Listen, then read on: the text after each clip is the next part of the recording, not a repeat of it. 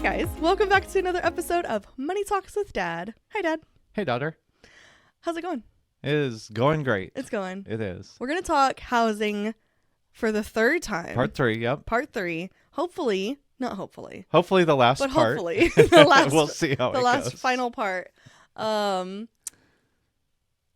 Last episode we talked about one of my siblings. Yes. One of your children. One of my children. One of your children who him and his fiance wanted to immediately buy a house After they get married, yeah. right after getting married, which like feels a bit like a trend in terms of your family, in terms of your children, because I'm not naming names, but I distinctly remember at least one other of your children having a similar mindset. Yes. Maybe tell a story about her or him. Or him. Also maybe falling into the same Zillow trap that Yeah. your other sibling did. Yeah. So this totally unnamed person who's absolutely not me, fully did fall into that same trap of like, it's just, look, it's so reasonable and accessible, or not accessible, like doable, and reasonable is the only word my brain's offering me right now. But and it's like, the perfect, like, because you guys, and we talked about this in other episodes, you bought a very unique house that the insides were good, but you were like, I would like to change this and this and this and this. Yeah. And now we're what, 5 years in? Something like that. Yeah. 6 years? Yeah. And it's so, like, just become obvious that even if the best of the best of HGTV came in, they could probably not do what you want in your house. Yeah. Yeah. So this person could, I mean, one of my siblings for sure. So this person hops on Zillow. Yeah. And also made the mistake of telling his or her mom and dad, hey, we're thinking of moving. So all of a sudden you're on, or this person's on Zillow. Okay, fine. Secret's out. It was me. Okay, gosh, dang it. It's okay. So you're on Zillow and you're like going through all this and you're like, this house is perfect. This house is perfect. Yeah. And I don't even know if you did what we told your brother to do, which is scroll down to the mortgage. I don't know. I don't even know if you could tell me how much your mortgage payment is per month. I also don't know if I could tell you that. But some Scrooge. Yeah, some Scrooge is like, excuse me. Sorry, Miss Pie, we can't afford it. It's true. Yeah, I'll find us the cutest house, and then Dustin will simply make it work. That's right. That's how it works, right? That's how your whole marriage has gone for the last 10 years. Oh, yeah, we're 10 years this year. Yeah. So. So yeah, that's basically what happened was like we bought the house that we bought, and it is very cute, and like it gave us all the fun vibes that we wanted. And I think when buying a house, vibes are like top in priority, as we know. Not finances. Not finances, not realistically anything. It's vibes and vibes alone. And so now here we are. Turns out vibes were not enough. And this house is no longer serving like the life that we wanted to serve, you know? Like it's not offering us what we need anymore. And so, which leads us into the perfect next point. Totally happenstance. Which is the home buying process. Yes. Because we are beginning that journey now. Because the good news is, instead of saying, hey, we're stuck here forever. Yes. Your husband, knowing you, would not stop. Yeah. Said, okay, let's figure out a way. Yeah. So he walked you guys through the home buying process. So what's the first thing he said you should do? He said, let's reach out to our realtor. And so we did. Sweet Shannon, who's so lovely. She's the one who sold us this house, and she's great. So she came in and she was just like, wow, this house looks very similar to how it did when I sold it to you. And I was like, yep.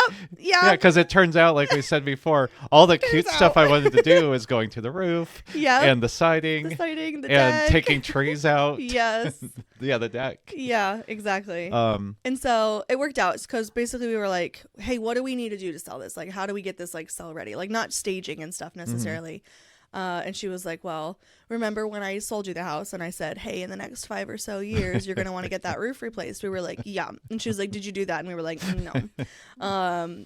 So she's like, so you're going to want to do that. Otherwise, like, the next buyer is going to, like, It what's gives that them a called? negotiation point. They're going to ask Yes. for concessions. Concessions, yeah. And typically they'll say they'll get just a rough estimate and say, well, it's $75,000. Yeah.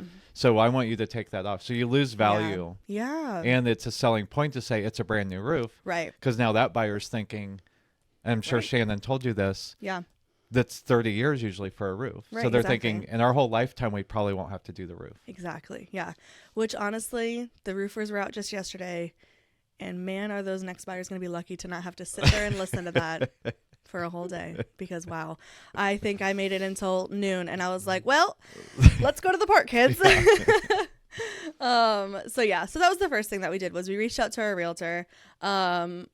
I don't know if Dustin did this because I don't actually handle the finances in our Well, let's marriage. stop there first. So if you're a brand new buyer, Yeah. it still makes sense to reach out to a realtor because they can kind of be your filter instead of you doing it on Zillow. Yeah. They'll sit down just like, I mean, we love what is it on HGTV where yeah. I'm an art teacher and I'm a scrap collector and our budget is $500,000. Right, exactly. Where they get the three house. What is that called? I don't remember. But anyways, But yeah, that thing. mm-hmm. Legit in real life, the realtors Yeah. sit down with you and say, what are your needs? Yeah. What are all that? So if you own a house, they can help you tell you what you need to do to sell it. Mm-hmm. But if you're buying, and Shannon will help you do this once you're ready to list your house, is say, well, now guys, what are we looking for? Yeah. And so that's where the realtor comes in because they have experience. They have all the resources and everything there. And then they'll also tell you the next thing that you were going to talk about, which is the finances. Yeah. So like a lender. Yep. Find a lender, a mortgage, a bank. Yeah. I think Dustin decided to just start with the person who has your current mortgage. Probably. And do you remember what he asked? If we were to buy a house, how much could we borrow? Yes, that's right. Yes. And so we did like a loan.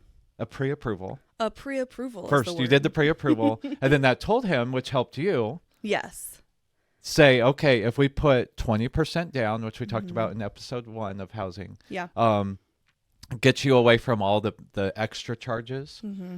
If we put 20% down, this is how much of a house we can buy. So that way, when you're on Zillow, when he says our budget is from this number to this number, it meant that you looked at only houses that were this number. Yes, I did. And he looked at the ones down here. Yes, he did. So you get pre-approved. Yes. And let's say for somebody, unlike you guys, and like we said in all the other episodes, you married well in terms of non-math person, math person. Big time. Which typically opposites do work better together. Oh, yeah. But let's just say, for whatever reason, you guys had a lower credit score and the lender would tell you, here's the rate we would give you. Yeah. But if you're able to push your credit score up, we can push it down. And then you guys didn't have to deal with this, but some of those things for people, if you're looking to buy a house, the things you can clean up is try to pay off what you can. Get those. They look at how much can you borrow, like on a credit card, versus how much you owe on that credit card. Yeah. And if you're pushing all of them up to the limit, that looks bad. Right. So rather than trying to pay one down, if you're buying a house, you actually might want to pay them all down to below half of your credit usage. Yeah. Do not go get a car loan. Oh gosh, no. Or open a new credit card account because they're going to be like, why is this person borrowing so much money? Yeah. If they're going to also buy a house. So those tips before you go in, and most mortgage lenders, it doesn't cost you anything to get pre-approved. Oh, nice. We love because they want your business. Right. And so they'll do the pre-approval. It's not official like, oh, we will definitely give you a loan, but it's close to it. Yeah. Because there will be like all this fine print that so long as you don't increase your debt and do all these things, we will give you a loan. Yeah. So do all that. And you guys didn't have to do that, but other people might. Yeah, absolutely. And in your other siblings' case, it would be maybe get some credit first. Right. Well, and I think honestly, thinking back to it, I think most of the stuff that we needed to have a credit score for, we just used Dustin's credit score because I didn't have enough credit. Like, Yeah, you like turns out because your parents were like, credit cards are bad. Do not borrow money to buy a car. And he just came from different circumstances where he was kind of basically on his own at 18, and was a musician. No, yes, and yes. So he built up credit. It wasn't necessarily good credit. I think he paid it off. I should say yeah. it wasn't good financial credit. It was not wise credit, I should say. Can you explain that? Borrowing money to buy a guitar, probably not a good idea. I see. Or student loans, a Nissan Z. Oh, that for sure. The 350Z was a choice, my love, but versus like what we said, where you saved cash not knowing it because we charged you rent. Yeah. You paid cash. Like yeah. Long story short, you didn't have a credit score because you didn't have any credit because you didn't. Which was like not a bad thing at all, but it also wasn't really like a helpful thing. Yeah, but hopefully he put your name on the mortgage so that you do have credit now. Yeah.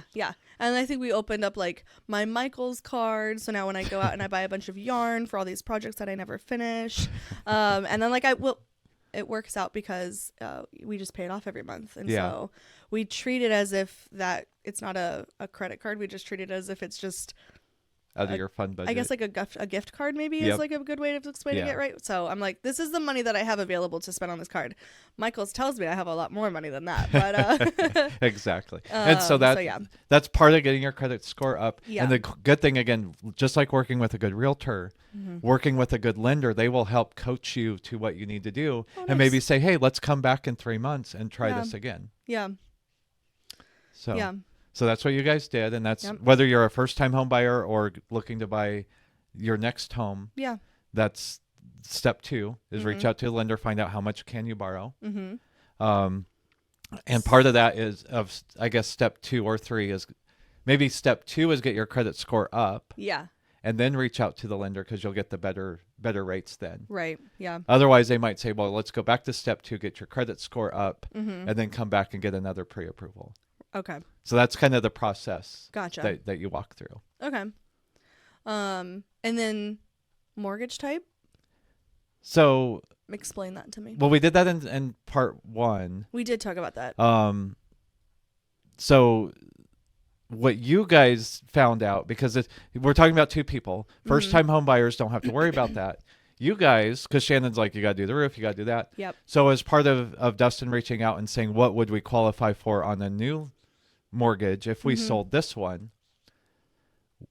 How much can we get out of our home? And actually, after we did part 1, you came to Dustin and you're like, hey, we talked about this, and there's something like we can get equity and cash out of our house. I said, did you know this? And he was like, yes. So what you guys ended up being able to do was you didn't get a home equity line of credit, but you got a second mortgage. Sorry, did you say HELOC, Dad? You did not get a HELOC. Good job. Vocab. Yeah. Because those are a little bit more strict, and they require you to kind of do like draws on it. Okay, we're buying a roof. Here's $30,000. Yeah. We're doing the siding. Here's $10,000. Like they make you prove that. A second mortgage basically is just like it sounds, where you have your first mortgage, which you guys got a really low rate. You stack that on top, and you're borrowing the equity. Yeah. There, and so it allows you to essentially do whatever you want because you just increased what you owed on your house. Yeah. And so what you guys are using that second mortgage for was to do those fixes. Yes. When you sell the house, both of those mortgages are paid off, and you get whatever cash is left for your next down payment. Right. And so we didn't have this in the notes, but I think it's more important than the mortgage type, because that's in episode 1. Yeah. Is you will have contingencies if you buy a new house. And it will be contingent on you selling the house. Gotcha. Or in some people, like if your mom and I were to downsize, we might be able to take on 2 mortgages at once. So we wouldn't have the contingency. So if we found a house that we wanted to eventually be our only home, we would just be able to buy it with a new mortgage. Gotcha. You guys will have to, when you find that house, you'll have to make it contingent on you selling your existing home. I see. So that's something to be careful of. You want to be able to know, and this is where your realtor comes in. Yeah. Price it right so that we can sell it. Otherwise, you don't want to have to sell your house, move out, Yeah. back to mom and dad's basement, Right. and then find your next home. Yeah. So that's contingency. I think is important if you're sure. looking to move, which is something a first-time home buyer doesn't have to deal with. Yeah. Yeah. I think that just about covers that, right? Yeah. Yeah. I think it's that's the whole process. That is the process. Which kind of brings me to my pet peeve. Ooh, let's hear it. Which is homes as an investment. Because I always hear people say like, oh, I need to buy a house because it's an investment. Okay. But then I see them every 3 years moving. And what they're not thinking of is a couple of things. Number one is there's costs involved. Yeah. Because Shannon, our realtor, or Doug Rains, or Alex Colston, or Michelle Nevin, or all the realtors that we know and love that we've used, they're not doing it for free. No, yeah. They get a commission. You're right. So you're paying a commission every time you buy or sell. Yeah. You are paying closing costs to escrow companies and other things that this show's not designed to talk about. Yeah. But there are fees in there. And a lot of times they'll say like, oh, you can roll them into your mortgage. Well, that's still a cost. Yeah, you're still paying it. Teaser for girl math. Yeah.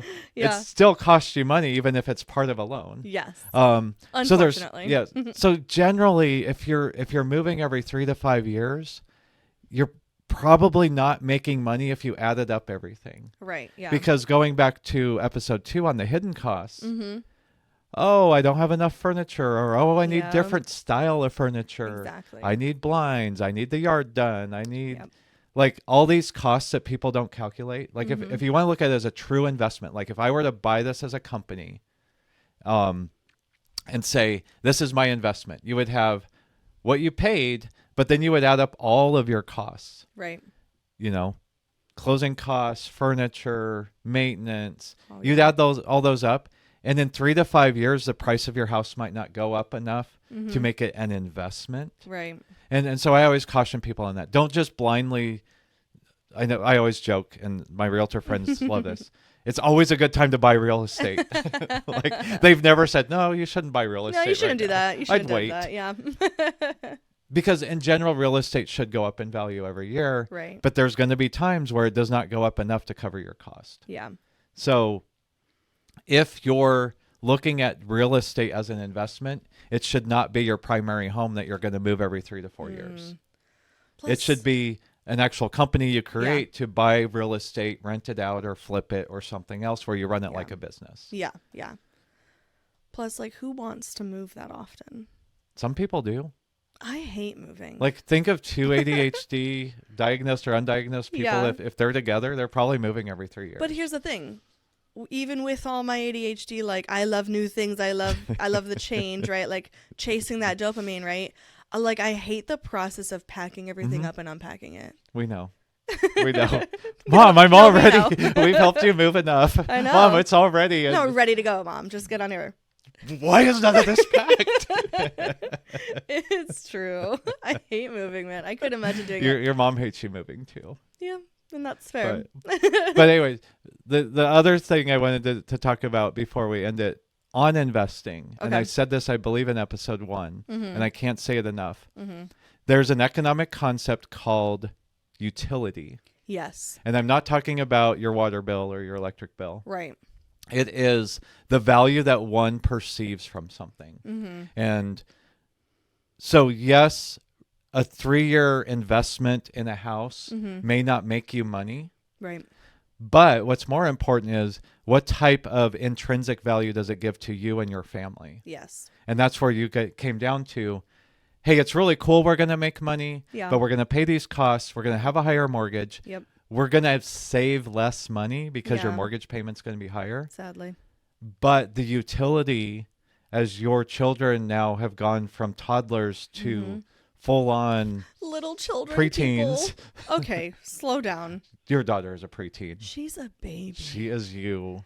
She is me. But she's a preteen at Girl, age 7. going on 17. Yeah. But you know what I'm saying? Yeah. They're now able to communicate, especially Yep. her, like what's important to her, and she wants different spaces. And so anyway, the utility that brings to you guys and the memories, you're like, let's get this done. Yeah. Because you guys kind of grew up, and you guys always, I think you were 7 or 8 when we bought our first home as a family. Yeah. And you always would say. I was going to say, it was her first. Courtney was her 5. 5th birthday. She got keys on her birthday. She got to open the front door. Not that I'm holding on to that or anything. I'll just call my therapist. Yeah, because the realtor's like, oh, it's your birthday here. Here's a present for you. What's happening right now? Nothing like creating sibling rivalry. I know, right? And then your mom's like, it's not her house. It's not her. I just remember there being a full meltdown. Courtney was just like having the best birthday ever. And we're like, how dare she? Oh, my goodness. So 5 and I was 8 then. 8. Yeah. And you guys would always say, you can't sell our childhood home. No, I am 4 years. So wouldn't I have been 9? I guess you would have Sorry, been 9. I'm doing math right 2003. You would have been 9. Oh, I would have been turning 9 that July. Yeah. That's what it was. So I was still 8. Yeah. Sorry, I'm all caught up on the math now. So anyways, the utility that was, like, literally you guys all said, our childhood home. Yeah, you cannot sell your childhood home. It was Courtney's childhood home, yes. I'm spicy because, and I mean, I think even you guys are. Your grandparents sold my childhood home. Yes, we are spicy about that. One of them even said, well, why would we even go visit if we can't go stay in that house? Can't even go stay in the house. It's true. So, like, there's... Sorry, Grandma and Grandpa. There's so much value to a home that you can't put a price on. Right. And your kids are at an age where you're like, okay, we are not leaving the community we're in. Yeah. We want to put down full-on roots. Yes. That this will literally be the house they graduate in. Yeah. Like, their childhood home. Yes, exactly. And so that's the utility factor. Okay. So. Looking at the notes, the one last thing that I don't know that we talked about was refinancing. Or did you? So refinancing was... You did talk about that. Sort of. You guys didn't want to refinance because your interest rate, and for a lot of people who refinanced in 2020 or 2021, because interest rates went really low. Right. Some people are between 2.5% and 3%. Yeah. Rates right now are 6 to 7%. Which is silly. But this is a very good... I'm glad you brought it up, though. What we haven't talked about is, and a realtor will tell you this too, and I'm not saying, oh, they're just trying to get you to buy a house.